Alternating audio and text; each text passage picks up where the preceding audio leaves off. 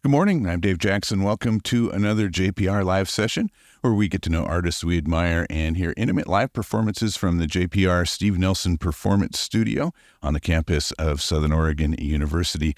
With me today is the Hanneke Cassel Trio, fronted by Oregon-born Scottish-style fiddler, producer, and music teacher Hanneke Cassel.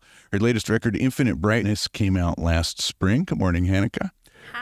It's a pleasure to have you in the studio, and the Hanneke Cassel Trio is performing tonight at the Grizzly Peak Winery in Ashland at 7 o'clock. You can find more information at seats at cagefreeconcerts.com. Saturday, you can hear them in Hanneke's hometown of Port Orford at the Zion Lutheran Church, and Sunday at the Arcata Playhouse. You're playing as a trio, and you got some folks with you with impressive resumes of their own. Introduce the band. Yeah. It's so wonderful to be here. I have over here on my left Keith Murphy. He lives in Brattleboro, Vermont, originally from Newfoundland. And then someone not, very, very familiar with the Ashland area, Tristan Clarridge over here on my right. He came up from California today, and he's playing cello. Yep. And he has been part of the Bee Eaters, among several other acts. They're pretty well known in the Northern California, Southern Oregon area. And you just got a new award. Tell us about that. They call it the Grand Master Fiddler Championship, but it's been going on out in Nashville, Tennessee for many decades. And it's an honor, and it's also just a fun time to hang out with people playing that old Texas fiddling that I grew up with. Nice. Well, congratulations on that. Thank you. And welcome to JPR. Tristan and Keith, you guys are both on Infinite Brightness, and so were some other pretty accomplished musicians. Who else is on that new album? Yeah, it was really fun to kind of work with the core group of Keith, Tristan, and Jenna Moynihan, a great fiddle player who lives in Boston area. And then we also had Jan Falquet from the band Genticorum. He came in and played some guitar on a couple tracks.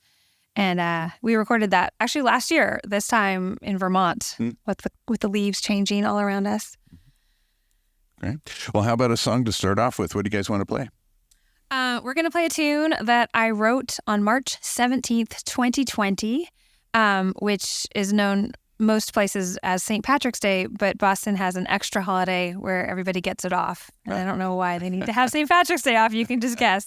But it's called Evacuation Day. And it seemed appropriate maybe around then to have an evacuation day. Hanneke Cassel, Keith Murphy, and Tristan Clarridge are my guests today in a JPR live session. They're playing tonight at Grizzly Peak Winery in Ashland. This is Evacuation Day.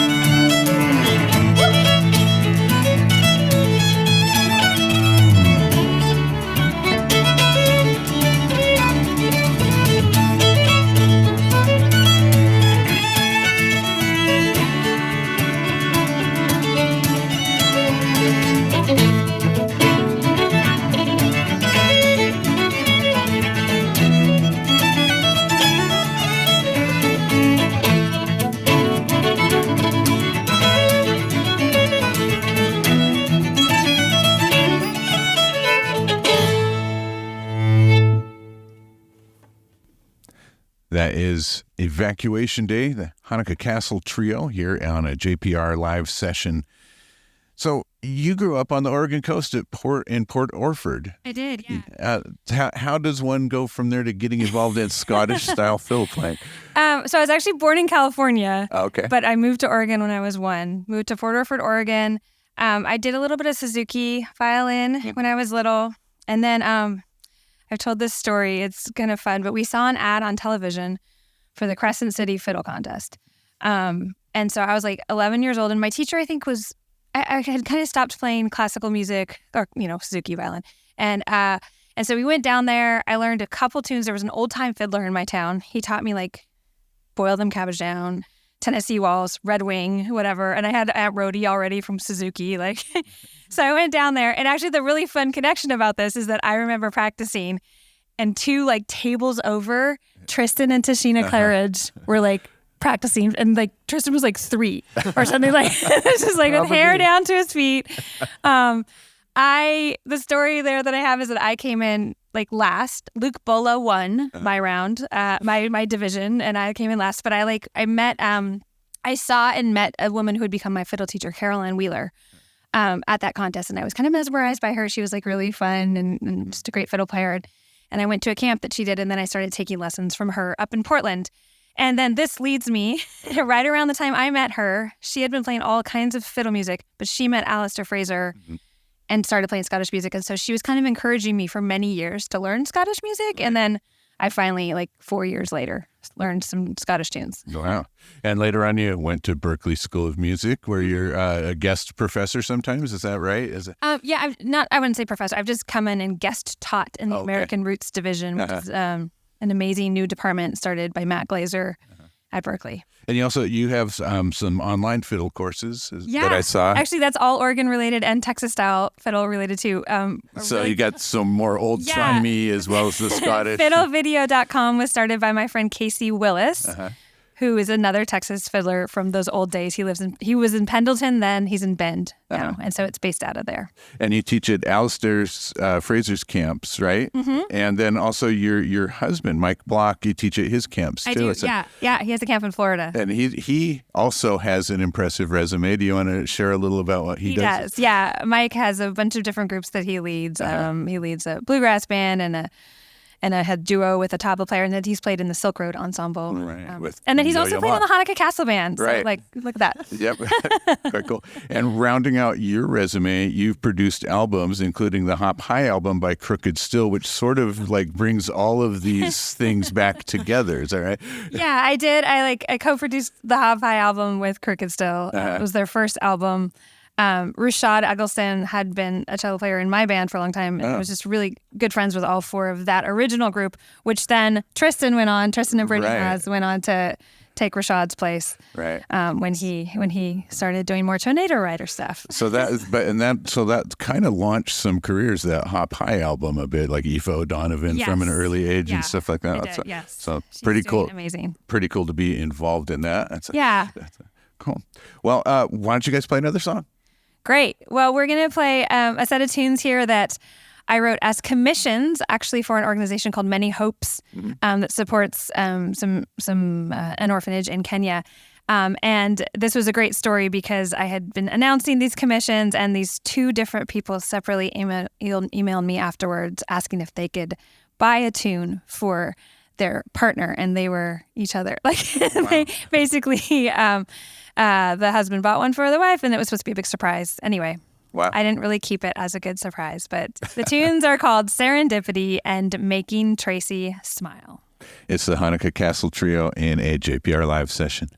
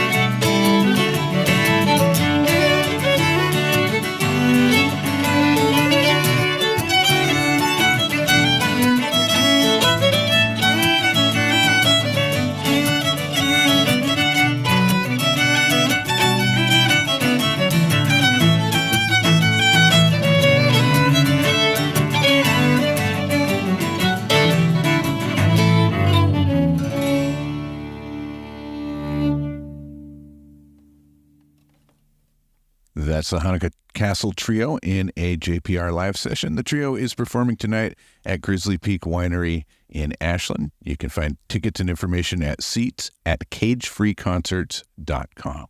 So the songs on Infinite Brightness were kind of inspired by events that were happening around the time you were writing them. Some of them are kind of personal, some of them are more global. Talk to us about your themes on that.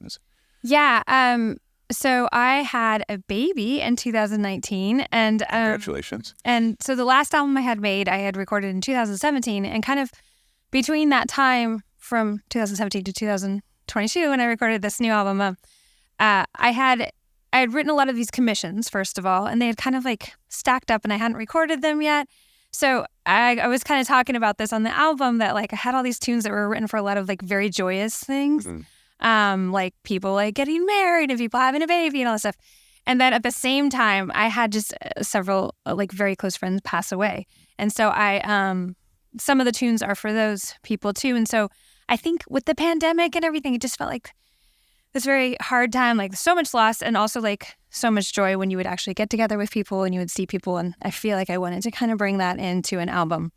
The liner notes for the song Evacuation Day, it is written on, as you mentioned before, St. Patrick's Day of 2020. And then you had said, when we thought the world was ending, and you said, turns out it was. I know. Yeah, I know. It seems like we just thought it was going to be like, okay, it's like a month where we're all, and then, yeah, I mean, we're still still kind of, like all different kinds of loss. How did you spend that time? You recorded an album and you were raising a baby. What else was going on? Well, I would say that if there's going to be a worldwide pandemic, having a 1-year-old as two like touring musicians is possibly the best. It just was like, it gave us the chance to be home and be together, and for our child, not to have to tour all the time, because I had already taken her on tour in 2019, and she like had nap time and she had bedtime and she had like snacks and regular things. Right. But then I actually recorded 2 albums during the pandemic that were separate, like kind of like different tangential projects. I made an album of trad Scottish tunes with this guitarist, Jan Falke, who was my neighbor. And so I was able to see him a bunch during the pandemic. And then I made a Christmas album, which I had been wanting to make for like 15 years. And I just did it remotely. And I had all my favorite like singers and fiddle player, all these different people play on it. That's really cool. I wanted to take a minute before we started. Keith Murphy handed me his new EP. Keith, welcome to JPR, and talk to me about this new album. I haven't heard a note of it yet, so tell me about putting that together and who's on it. Yeah, well, so as Hanneke mentioned, I'm from Newfoundland, but I've been living in New England for about 30 years now in a little town in southern Vermont called Brattleboro, which is kind of a little hotbed of its own of traditional music. And so I've been a traditional singer for a long time, kind of drawing a lot on sort of music from Newfoundland, but also Quebec is a big part of my repertoire. And I've done a lot of different projects, but part of my work has been as a solo singer and producing solo recordings. And those had been very acoustic based, fairly traditional. Kind of like Hanneke was just saying, in the pandemic, I picked up on a project idea that I'd had years earlier, which had been from a little concert that I had done where a friend of mine, Anand Nayak, a great electric guitar player, plays with Ronnie Arbo and Daisy Mayhem, a great band from the East Coast. He had sat in with me and played electric guitar behind some of my trad songs, which was a very different kind of thing than anything I'd done before. And it was just such a beautiful sound, but it was one of those things that I didn't actually pursue. And then lo and behold, one of those moments in the pandemic, thinking about, what to do, I revisited that concept and we started working on this project, again, like Hanneke said, largely remotely, which we have the technology to do now, thankfully. And so this was a little, a project of 6 trad songs, largely based on my kind of work with him, but then also bringing in a great bass player, Reed Sutherland, and J.T. Bates, a phenomenal drummer with Bonnie Light Horseman, Anais Mitchell, and has even recorded with Taylor Swift. So I just had these amazing players. Yeah, no kidding. And so I was really excited to kind of do this project that was still like very traditional songs sounding at its base, but with these very sensitive, great players kind of bringing this whole other sound to them. And just Tristan, what's new with? Thanks for sharing that with us. What's new with what? Yeah, I look forward to listening to this. But what's been new with you? What's going on in your world? What's been new with me? A fair bit of being home and homesteading, and that was kind of my angle with with the years of being more off tour was to try to set myself up living, off grid in the mountains. Right. It was an opportunity for that and to be able to have that to bring with me when I go out to play music. So there's been quite a bit of that, and also the Bee Eaters are still making music, and that's a long-term project for all of us. Excellent. We heard some Bee Eaters music before the introduction there. That was nice to hear it. Yeah. Cool. So, Hanneke, folk music in general, it's really steeped in tradition, and there's a lot of people that are hardcore on sticking with these traditions. You have sort of a wide view of fiddle playing. What are you doing, Hanneke? Right. And how do you balance that, though? Keeping, the tradition. Obviously, you're steeped in the tradition. You know what you're doing. How do you balance that with your kind of goals with the music? Well, I think I came to the realization I was getting very into very traditional Scottish and Cape Breton music when I was right around 20, and I had gone to Skye a lot and studied with Alistair Fraser and Buddy McMaster. He'd come over there, and I'd gone up to Cape Breton a bunch, and I just kind of started having this identity thing where I felt like at the end of the day, not really Scottish. Like I have like a tiny bit of Scottish in me, but like the rest is like German and Danish, and my name is not very Scottish sounding. Like there are all these things, and I think I had really stepped away from the Texas style thing. And maybe in my late 20s, I was just like, I am an American Scottish fiddle player. And that's a whole thing now. Like, I think it's a very specific style, and it's different from Scotland. It's different from Cape Breton. And I love it. And I feel like really embracing, like every so often, if I do something that's like tiny bit Texas style, it's like, okay. If I do a little like Newgrass situation, because like whatever, there's all these influences I've had. Like I listened a lot to Mark O'Connor when I was a kid, and like the Drive album, Bailiff's Drive. There's all these like influences that I have that are not as strong maybe as Buddy McMaster, but so that was kind of fun to come to that conclusion. So then when I'm writing tunes, I can really like embrace that at the same time, like 3 weeks ago I played for a Scottish country dance in Maryland, and I played like super trad Scottish, jigs and reels. Right. Okay. And so this might seem like a silly question, but I was reading another interview you did recently, and they asked what I think is a silly question, but I liked your answer, and I wanted to ask you more about it. They asked, if you could have breakfast with anyone, who would it be? And you gave an answer of Was it 3 people? 3 people. You said Bono, Will Ferrell, and Amy Grant. And that is such a wide variety of people. Tell us about how those people inspire you. Let's just say that breakfast is kind of irrelevant to that answer. It sure is. It would mow the lawn. Okay. Yeah. I think, I remember saying in that interview actually that Bono and Will Ferrell kind of make sense because they're these really extravagant personalities that just like, I just love it so much. So over the top. I was actually watching the movie Old School on the airplane yesterday, and I was just like literally like laughing, and I kept like hitting Keith and be like, please will you? And he was like, I'm not going to watch that. And I'm going to see U2 play in Las Vegas in December. They're playing at the venue called The Sphere. Oh yeah. I'm so jealous. I am so jealous. I really want to see that. Yeah. It's very exciting. Except that Larry Mullen Jr. isn't going to be. Yeah, I know. Very devastating. Yeah. But then Amy Grant is just like, she's like one of my favorite singers since I was little, and then she's just like a humanitarian. She's in all this like great stuff, and I'm just very inspired by her, like being like a woman in music and like really like doing her thing for so long, and kind of like being. I think she has like a really good sense of community with like the people around her. Are you gonna say something else? Well, I was just going to say that it's also like not just like a side like a tangential kind of question, because in reality, like there's elements of kind of all of those people, I would say, in Hanneke's music. Well, she's actually written fiddle tunes for Will Ferrell. Several. I think. You're listening, Will Ferrell, please. I wrote you a tune called The Glass Case of Emotion. And I think somewhere else you were quoting Ron Burgundy too. So that was Ron Burgundy. Actually, yeah. All right. Well, the Hanneke Cassel Band is with me in a JPR live session. They're performing tonight at the Grizzly Peak Winery. You can find information at seats@cagefreeconcerts.com. What do you want to play us out with? Yeah, we're really excited to play for the Cage Free concert series, and actually, I just wanted to say that you're going to hear some songs from Keith tonight if you come to the show, and some stuff from Tristan. So good deal. Okay. Yeah, so there'll be a little singing there, and we'll just end. This is a set of tunes I wrote for one of my friends who passed away in the past a couple years. His name was Graham Desarn, an amazing fiddle player in the band Child's Play with Keith and I. So we'll play this set of tunes that I wrote for him. It's called Raise Your Glass and DFC. This is the Hanneke Cassel Trio on a JPR live session.